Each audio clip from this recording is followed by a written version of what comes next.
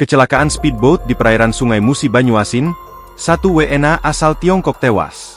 Kecelakaan speedboat di perairan Sungai Musi, Kabupaten Banyuasin, Sumsel menewaskan seorang WNA Tiongkok Cina, Rabu, 13 November 2024. Tepatnya kecelakaan ini terjadi di perairan Teluk Tenggirik, Kecamatan Banyuasin 1, Kabupaten Banyuasin.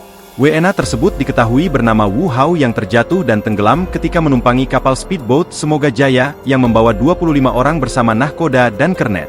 Peristiwa tersebut berawal dari speedboat 400 PK merek Semoga Jaya mengangkut 22 penumpang beserta 2 orang krewu dari arah Palembang menuju Seibaung dengan jukung MS Doa bersama yang gandeng dengan jukung MS 3 Berlian dari Desa Teluk Tenggirik mengarah ke Palembang. Saat melintasi perairan Teluk Tenggirik, tepatnya di tikungan terjadilah tabrakan di mana speedboat 400 PK menghindari jukung Doa bersama yang sedang gandeng dengan jukung 3 Berlian.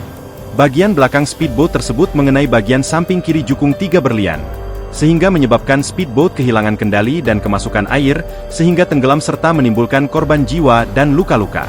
Kabid Humas Polda Sumsel Kombes Pol Sunarto mengatakan, 1 korban yang tenggelam tersebut telah dievakuasi oleh tim SAR bersama Polairut dan masyarakat sekitar pukul 10.50 waktu Indonesia Barat. Korban tenggelam sudah ditemukan dan sekarang jenazahnya dibawa ke Rumah Sakit Bayangkara Mohasan Palembang.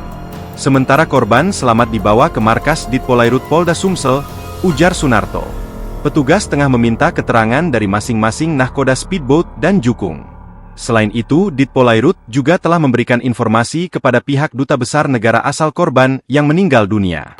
Download Tribun X sekarang, menghadirkan lokal menjadi Indonesia.